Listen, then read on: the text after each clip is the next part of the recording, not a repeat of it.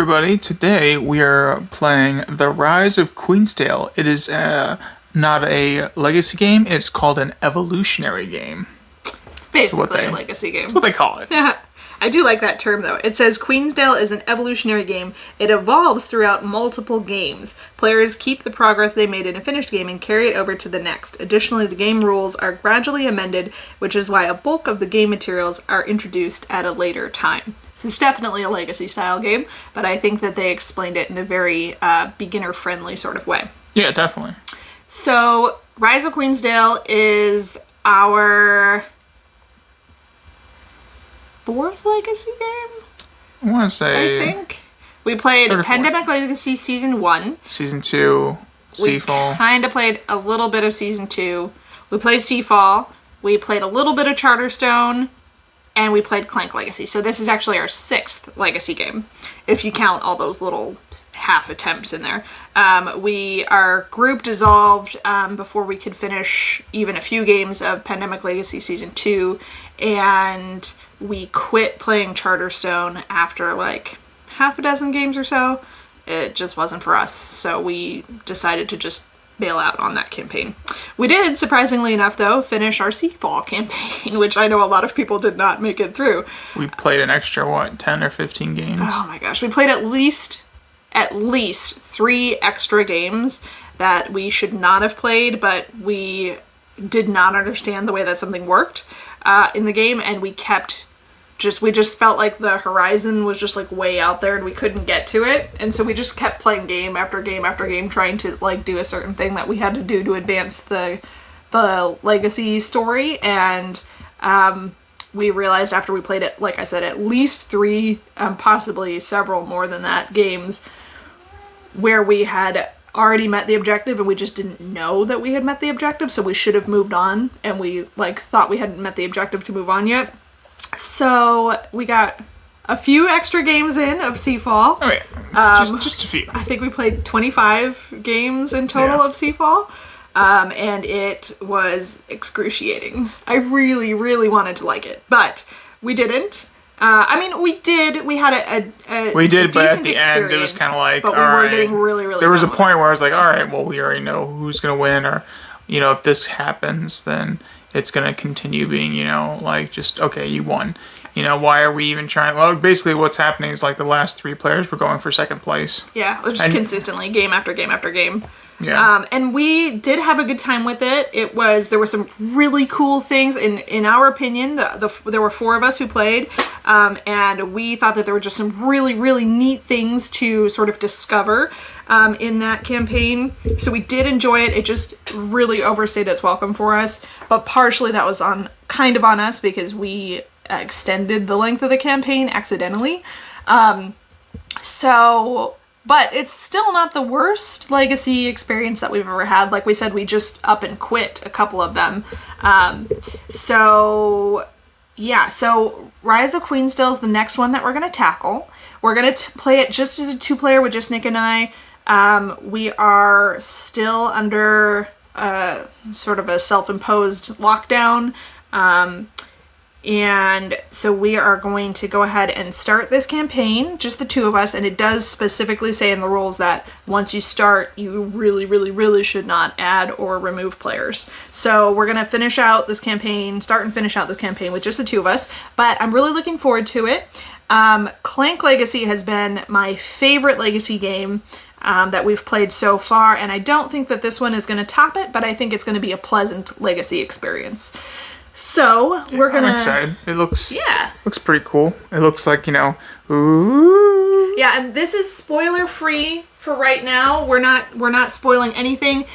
What you can see right here is just exactly what you would be able to see the very first time you set up the game to play your very first game. So this is what you'd see right out of the box as it is, and we're not going to spoil anything in this episode. Now, if we do follow-up episodes on future games in this campaign, we will let you know right off the bat if there are going to be any spoilers. And also probably throughout this vlog, even for its first one, there probably gonna be some things you can see or we're gonna want to talk about. So we'll probably be like, at this point, if you don't want a spoiled game, then do not listen. Or if you don't mind, or if you want to see how we did during our time, then listen in.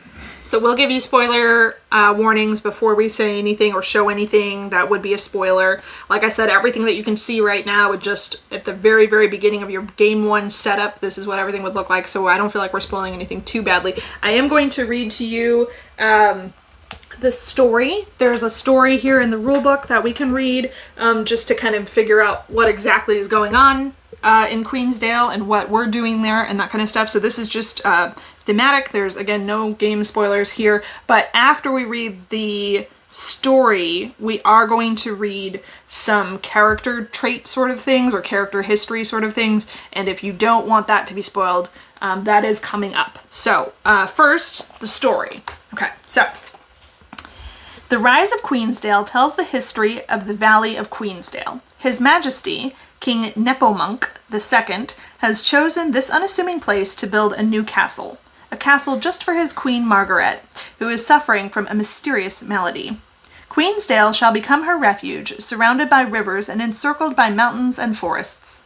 To facilitate the construction efforts, the king has ordered the city to be built in the center of the valley. His Majesty has chosen you to fulfill this noble request and has assigned each of you control over one borough of the future city. You will do your part to build the city and help the efforts to construct the castle for the honor and glory of the king. Whoever wins the greatest fame in their endeavor will be most richly rewarded. So that's sort of like the introductory sort of thing. And then this, what I'm about to read now, is what you read before your very first game. So if you want absolutely no spoilers, come back for a different video. All right. So, after a long search, it seemed as though the king had found his perfect area to build his queen's castle. His Majesty, King Nepomuk II, looked down upon a small piece of land surrounded by forest and an immense mountain range. The eastern part of the valley directly bordered the sea. To the south, he could see wide plains and loamy earth. This was the perfect place for the new castle. A magnificent castle for his wife, Queen Margaret. The queen, it was rumored, suffered from a pernicious dry cough that wouldn't pass. At the recommendation of the royal medicus, the queen had spent some time at her cousin's, who lived nearby, and had felt better every day. His Majesty, who was known for his immense generosity, didn't hesitate and set out his courier to recruit those of his vassals capable of hastily building a castle worthy of his queen. Margaret played down the issue. She only had a cold, she said, and she was already feeling much better. However, Nepomuk refused to be swayed off his plan. As a sign of how concerned he was about his queen's health, he divided the valley into equally sized fiefdoms. He gave each one to one of his loyal vassals and instructed them to build a tower in each of them. He also sent craftsmen to the valley. They were tasked with refurbishing the abandoned farms, which would serve as homes to the newly minted feudal lords, as well as storage for the initial load of building materials. Neither supplies nor storage room would last long. There was a need for manufactories and storage buildings in the valley to make sure that the construction of the castle would progress as fast as possible. While you grew accustomed to your new home, you also became acquainted with the people who moved into the valley. Thilo, the royal courtier, often visited the valley to keep you updated on the king's wishes and news from the king's court. You also met a mysterious, dark-haired woman of the traveling people, who caught many a curious glance. She introduced herself as Sabrina. It was said that she could foresee things that would happen in the future. But for now, there is no time for such fantasies. The first round of hammering rang through the valley. The game had begun. Dun, dun, Dun, dun, dun! Okay, so that is sort of like a thematic introduction to what's going on in Queensdale. So apparently we are these vassals of the king, and we are attempting to build a part of his kingdom for him. So this is a spoiler. I have been randomly assigned the artist. What is your assignment, Nick?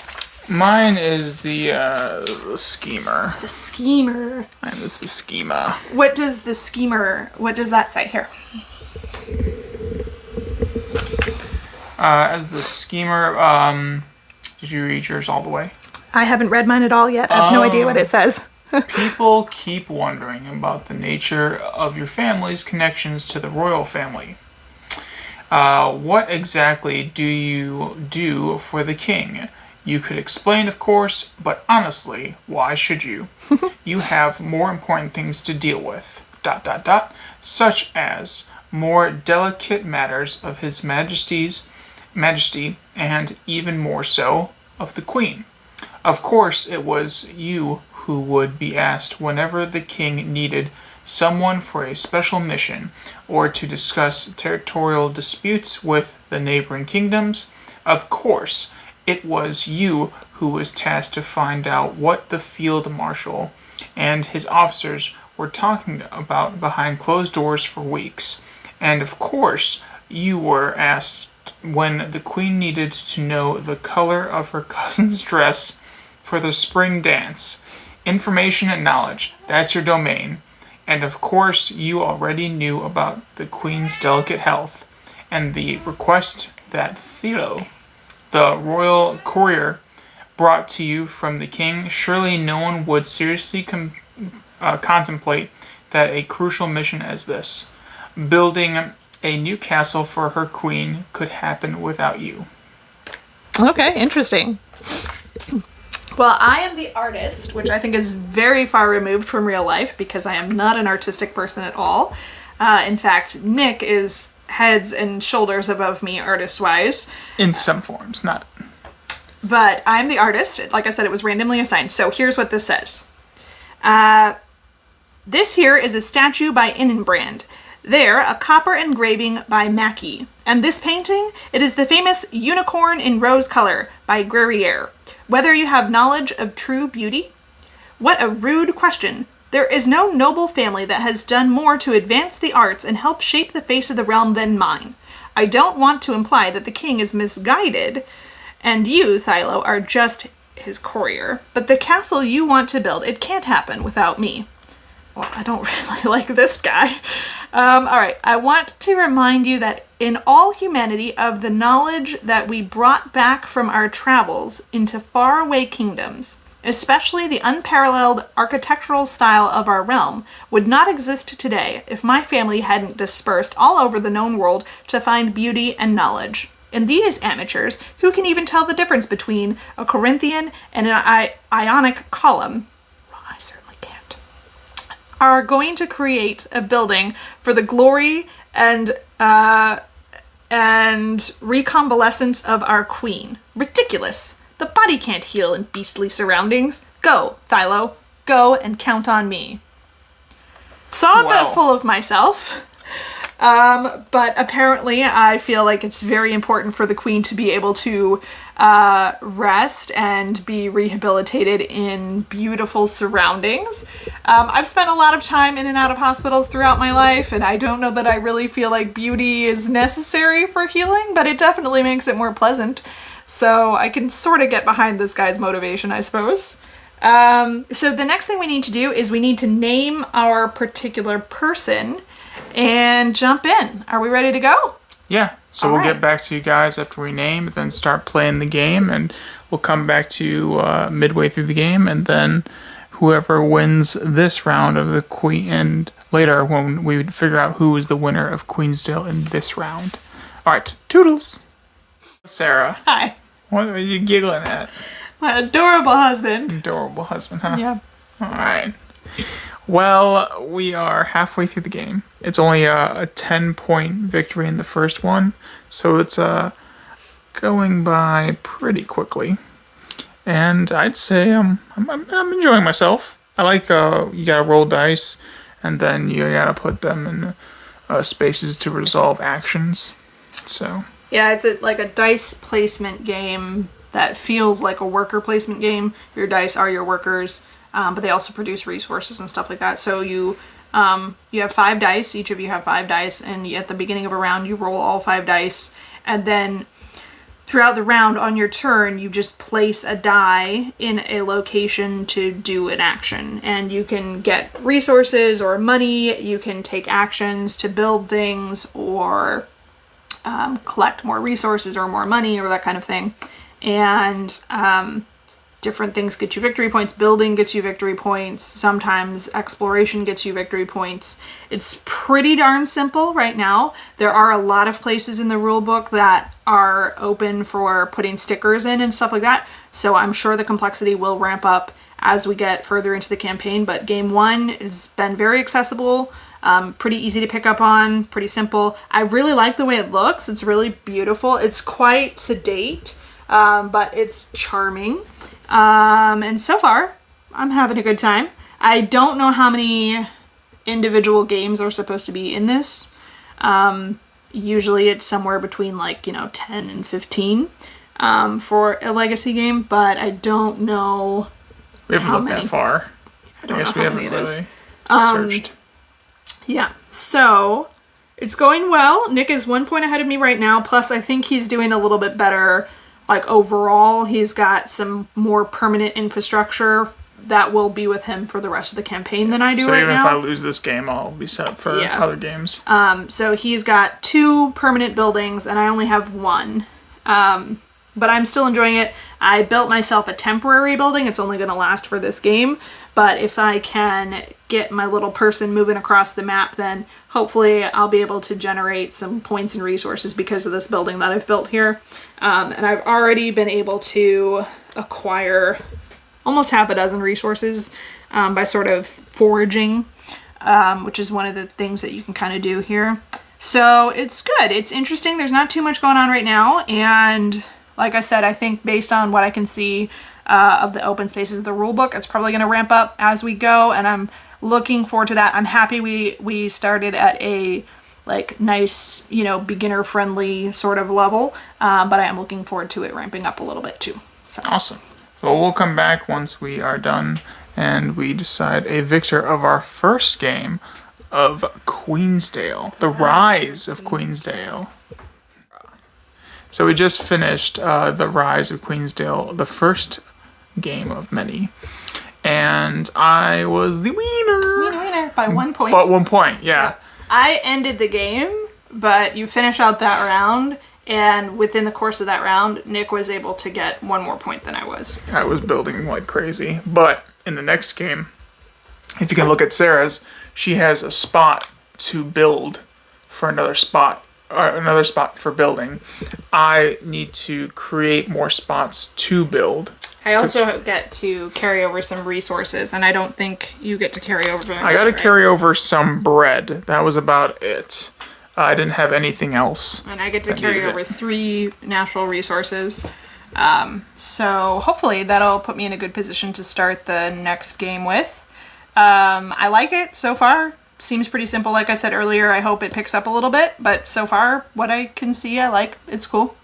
There's some neat things. There's some kind of unusual things. For example, the board is made out of these punch hexagons. And you replace them. So at the end of this game, we actually just set ours there because we didn't want to mess anything up by trying to punch it out in the middle of the game. But it's the end of the game now, so we acquire these buildings. We're going to punch these pieces out and actually snap these pieces in. And I think that that's really cool. But I don't see the advantage over doing this instead of having just a sticker that you put on the board. This seems like it's probably more resource intensive, maybe. But I guess we'll see as the campaign goes. Like I said, it's cool.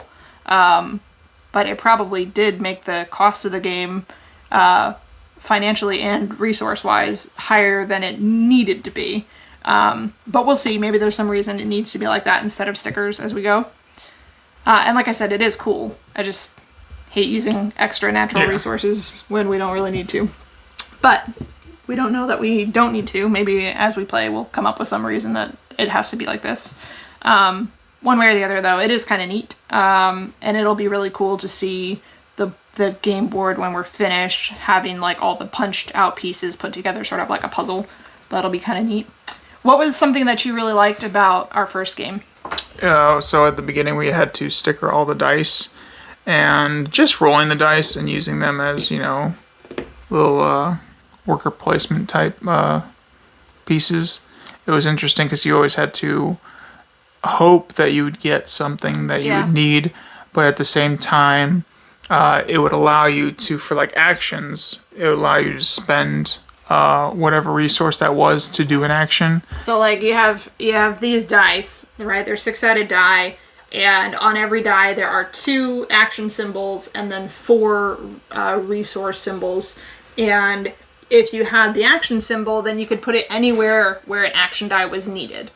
Or if you had a resource symbol and you still wanted to use it as an action instead of to get a resource, you could put it in any action symbol space. But then in addition to any other costs you would normally incur by placing a die in that space, you'd also have to play a resource of that type. So for this particular action space, I needed an action die, but I didn't have one that I was going to use here. So instead, I used this brick die, and I paid a brick to use this die to go to this action space. Then I was still able to do the action, I just had to pay a little bit for it.